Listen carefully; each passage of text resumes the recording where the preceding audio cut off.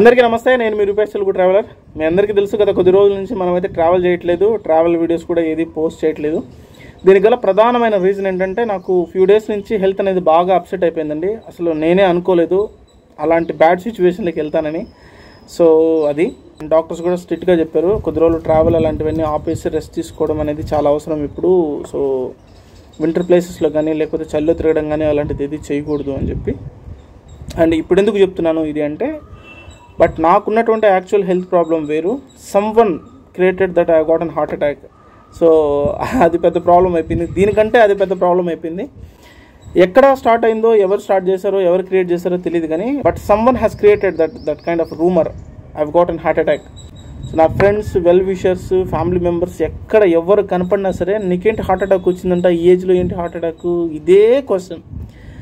So ఏమైంది ఏంటనేది ఒక చిన్న క్లారిటీ ఇస్తే బాగుంటుంది. అట్ ద సేమ్ టైం ఇలాంటి రూమర్స్ ఎలా పుడతాయి అంటే, యాక్చువల్గా ఉన్న ప్రాబ్లం వేరు, అది తెలుసుకోకుండా ఎక్కువ అతి నాలెడ్జ్ అంటారు కదా, ఆ అతి నాలెడ్జ్ తోటి ఇలాంటివన్నీ క్రియేట్ చేయడం వేరు. సో ఇటువంటివి అవతల పర్సన్ మీద రుద్దినప్పుడు వాళ్ళ ఫ్యామిలీ మెంబర్స్ కావచ్చు, లేకపోతే వాళ్ళ ఫ్రెండ్స్ అండ్ వెల్ విషర్స్ ఎలా బాధపడతారు, ఎంత బాధపడతారనే కనీసం ఐడియా కూడా లేకుండా ఈ కైండ్ ఆఫ్ రూమర్స్ అనేది స్ప్రెడ్ చేసి బాధ పెట్టేటువంటి తెగ అనేది ఒకటి ఉంటుంది. దానికి మొహాన ఉమ్మేసిన కూడా సిగ్గు మనం లజ్జ అట్లాంటివన్నీ ఏముండవు. సో అది అందుకు చెప్తున్నాను. సో ఎవరు కూడా ఇట్లాంటి వాటిని చెప్పే ముందు బట్ కామన్ సెన్స్తో థింక్ అబౌట్ ఇట్ ఫస్ట్. ఉన్న ప్రాబ్లం ఏంటి, మనం ఎందుకు ఇలాంటి ఇష్యూస్ అనేటివి చెప్పాలి. సో యాక్చువల్గా ఏది ఉంటే అదే చెప్పడం మేలు కదా, తెలియకపోతే మూసుకొని ఉండటం మేలు కదా అనే ఇది కూడా ఉండదు. దే హ్యావ్ క్రియేటెడ్, ఈ బొచ్చులో గ్రూప్ క్రియేట్ చేసింది కాదు. యాక్చువల్గా నాకు హెల్త్ ప్రాబ్లం ఏమైంది ఏంటనేది నేనే క్లియర్గా చెప్తాను. ఐఎమ్ సారీ నేను ఇలా మాట్లాడుతున్నందుకు, నాకు తెలుసు నేను ఎంత బాధపడ్డాను. Coming to my health, December first week నుంచి నాకు కొంచెం హెల్త్ అనేది అబ్నార్మల్గానే ఉంది. నాకు తెలుస్తుంది ఏంటంటే వింటర్ సీజను. ఆ వింటర్ సీజన్లో ఏంటంటే నాకు ఈసారి కొంచెం తెలియలేదు కానీ ఎక్కడో అది ఊపిరితిత్తులో నెమ్మ అనేది చేరటం మొదలుపెట్టిందంట.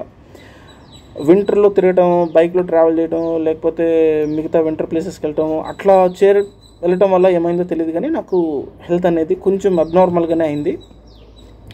మీరు కనుక చూసుకుంటే డిసెంబర్ 31 నేను వెళ్ళాల్సి వచ్చింది విజయవాడకి. ఎర్లీ మార్నింగ్ ట్రైన్లో వెళ్ళాను, peak winters and Amrit Bharat express launch కోసం. మళ్ళీ అక్కడి నుంచి వచ్చేటప్పుడు ఎర్లీ మార్నింగే స్టార్ట్ అయింది, అది కూడా కొంచెం చలికి బాగానే ఇబ్బంది పడ్డాను ఆ టైంలో. ఆ 2 రోజుల తర్వాత ఐఎమ్ అనేబుల్ టు స్పీక్, మాట్లాడడం కూడా నా వల్ల కాలేదు. డిసెంబర్ ఫస్ట్ వీక్ నుంచి మొదలు పెడితే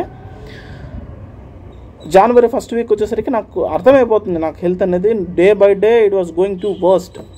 అర్థమైపోతుంది నాకేదో something is going to be happen అనేది అర్థమైంది.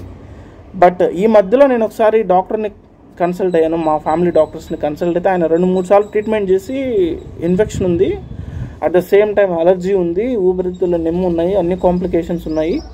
సో నేను ట్రీట్మెంట్ చేస్తున్నాను, బట్ ఇక్కడ కనుక తగ్గకపోతే నువ్వు పెద్ద హాస్పిటల్కి వెళ్ళాల్సి ఉంటుంది అని చెప్పి నన్ను ఒకసారి వార్న్ అయితే చేశారు. నేను మెడిసిన్స్ తీసుకుంటూనే ఉన్నాను. తర్వాత మళ్ళీ కొంచెం నార్మల్ అవుతుంది, మళ్ళీ అప్పుడిప్పుడు కొంచెం ఇబ్బంది అవుతుంది. సో ఇంకేం కాదులే, వెళ్ళిపోద్దులే ఇది అనుకున్నాను. అదే నేను చేసిన బిగ్గెస్ట్ మిస్టేక్. బట్ జనవరి 5 ఆ టైంకి నాకు అర్థమైపోయింది, ఇది నార్మల్గా ఇది సాల్వ్ అవ్వదు, ఇది ఇష్యూ క్రియేట్ చేస్తుంది, పెద్ద ఇష్యూ అవుతుంది ఇది. సో నన్ను దెబ్బతీసేస్తుందనే ఇది నాకు వచ్చేసింది. బట్ అంతకుముందే 2-3 సార్లు వేరే పెద్ద హాస్పిటల్కి వెళ్తే నాకు వాళ్ళు ఇంకొక చోటుకి రికమెండ్ చేశారు. Then I decided January 6 I went to the hospital for diagnosis. అక్కడికి వెళ్తే వాళ్ళు ఏమన్నారంటే, ఆల్మోస్ట్ వాళ్ళు మొత్తం అన్ని టెస్ట్లన్నీ చేయాలి సుమారుగా. సో ఏమున్నా సరే దాన్ని ట్రేస్ అవుట్ చేయాలి, ఇది కాకుండా వేరే కాంప్లికేషన్స్ ఏమైనా ఉన్నాయో కూడా తెలుసుకోవాలి అని చెప్పి they did some kind of టెస్ట్లు, అన్నీ థైరాయిడ్ ఇంకా ఏమేమి ఉన్నాయి ఇన్ఫెక్షన్స్కి సంబంధించి అన్నీ చేశారు. బట్ అక్కడ ఉన్న రిజల్ట్స్లో వచ్చేసి నో థైరాయిడ్ అబ్జల్యూట్లీ. నాకు smoking and alcohol A habits లేవు కాబట్టి I'm absolutely fine, happy. Thyroid గురించి చిన్న టెన్షన్ ఉండేది, అది కూడా లేదు. But coming to the infection and allergy, CRP అని టెస్ట్ చేశారనమాట. ఆ సిఆర్పిలో అది 5 ఉంటేనే ఇట్స్ హెవీ, అంటే దగ్గు కానీ కాఫ్ కానీ ఆ రేంజ్లో ఉంటుంది, మనం అసలు మాట్లాడలేము. అట్లాంటిది అది గ్రేటర్ దాన్ 11కి వెళ్ళిపోయింది. సో 5 ఉంటేనే అసలు అది అబ్నార్మల్ కండిషన్, అట్లాంటిది 11కి వెళ్ళిపోయింది. నాకు అసలు ఏం చేయాలనో అర్థం కాలేదు. ఆయన డాక్టర్ అయితే చెడమడ తిట్టారు, నువ్వు ఇంత ఇది పెట్టుకొని నువ్వు ఎలా సర్వైవ్ అవుదాం అనుకుంటున్నావు అని చెప్పి తిట్టడం మొదలుపెట్టి వెంటనే దే స్టార్టెడ్ ట్రీట్మెంట్ అనేది స్టార్ట్ చేశారు. 4-5 సెషన్స్ అంతా అయిన తర్వాత I was pretty good. So నేను కొంచెం నార్మల్ అయ్యాను. దెన్ డాక్టర్ సైడ్ నువ్వు ఇంకా వింటర్ సీజన్ అనేది కంప్లీట్గా అవాయిడ్ చేసాను బెటరు. ఫస్ట్ ఇంటికి వెళ్ళి నువ్వు రెస్ట్ తీసుకో ఫస్ట్, ఎందుకంటే నువ్వు ఇట్లా ట్రావెల్ చేయడం అంతా కుదరదు. ఇప్పుడిప్పుడే ట్రీట్మెంట్ అవుతుంది కదా, మళ్ళీ ట్రావెల్ చేస్తే కనుక మళ్ళీ ఇది స్టార్ట్ అవుతుంది. It's a big issue, you go and have some rest అని చెప్పి నన్ను ఇంటికి పంపించేశారు. పంపించేస్తే ఆల్మోస్ట్ ఆల్ 1 month, వాళ్ళు చెప్పింది కూడా నాకు ఆల్మోస్ట్ ఆల్ 1 month. ఈ 1 month కూల్ డ్రింక్స్ ఏవి తాగకూడదు, కోల్డ్ వాటర్ తాగకూడదు, వింటర్ ప్లేసెస్కి వెళ్ళకూడదు, చలిగాలు తాగకూడదు, ఇలాంటి కండిషన్స్ అన్నీ పెట్టి పంపించారు. ఎందుకంటే ఉన్న పరిస్థితి అనేది అలాంటిది. ఎందుకంటే మనంతకు మనం కొని తెచ్చుకున్నది, అది మనం నెగ్లెక్ట్ చేయడం వల్ల అది ఆ స్టేజ్కి వెళ్ళింది. లేకపోతే అది ఇనిషియల్గా నేను ఐడెంటిఫై చేసి అప్పుడే ట్రీట్మెంట్ తీసుకుంటే అంతవరకు వచ్చినది కాదు. సో ఈ 1 month బిఫోర్ సంక్రాంతి అంతా కూడా నేను హౌస్లో ఉండాల్సి వచ్చింది. అండ్ ఎక్కడికి వెళ్ళలేదు. స్ట్రిక్ట్గా నేను వాళ్ళు చెప్పిన గైడ్లైన్స్ అన్నీ ఫాలో అయ్యాను. కోల్డ్ వాటర్ దగ్గర నుంచి, కూల్ డ్రింక్స్ దగ్గర నుంచి అలాంటివన్నీ అవాయిడ్ చేసేసి స్ట్రిక్ట్గా what ever they made, so అన్నీ నేను స్ట్రిక్ట్గా అయితే ఫాలో అయ్యాను. హెల్త్ అనేది నార్మల్ అయింది. ఇంకా ఓకే అనుకున్న టైంలో మన వర్క్స్ ఉంటాయి కదా, సో ఈ ఇంట్లో ఉన్న టైంలో మనకు బ్యాలెన్స్ పెట్టే వర్క్స్ అన్నీ నేను సెట్ చేసుకోవాల్సి వచ్చింది. కొన్ని వర్క్స్ అయితే నేనే దగ్గరుండి చూసుకోవాల్సి వచ్చింది. సో ఇలాంటి టైంలో ఎక్కడో ఒకసారి నేనేదో మాట్లాడుతుంటే ఎక్కడో కనపడితే వేరే ఎవరికో వాళ్ళు సడన్గా అడిగారు అనమాట, ఏంటి నీకు హార్ట్ అటాక్ అంట కదా అని. నాకు దిమ్మ తిరిగి ఏంట్రా ఇల్లు అంటుంది, నాకెందుకు వచ్చింది హార్ట్ అటాక్ అని అడిగారు. హార్ట్ అటాక్ వచ్చిందని అందరూ అనుకుంటున్నారు కదా, నీకు హార్ట్ అటాక్ అంటే కదా అంటే, నాకు అసలు ఎక్కడి నుంచి వస్తుందిరా హార్ట్ అటాక్, నాకెందుకు వస్తుంది హార్ట్ అటాక్, ఎవరు చెప్పారు మీకు అంటే దే హ్యావ్ స్టార్టెడ్ ఒక రకంగా చెప్పాలని షాక్ అయ్యారు వాళ్ళు. అదేంటి నీకు హార్ట్ అటాక్ కాదా, మరి ఎందుకు అలా చెప్తున్నారు ఇట్లా అని చెప్పి ఎక్కడెక్కడో ఇది లింక్ అనేది తెలియట్లేదు, తెలుసుకోలేం కదా. సో అది రియల్గా నాకు చాలా చాలా బాధ వేసింది, టెలింగ్ దీస్ కైండ్ ఆఫ్ లైస్. ఒకటి హెల్త్ ఇష్యూస్ మీద, ఒకడు అబ్నార్మల్గా ఉన్నటువంటి పరిస్థితుల మీద అట్లీస్ట్ మూసుకొనన్నా ఉంటున్నారా అది లేకుండా ఇలాంటి రూమర్స్ అన్నీ స్ప్రెడ్ చేయటం.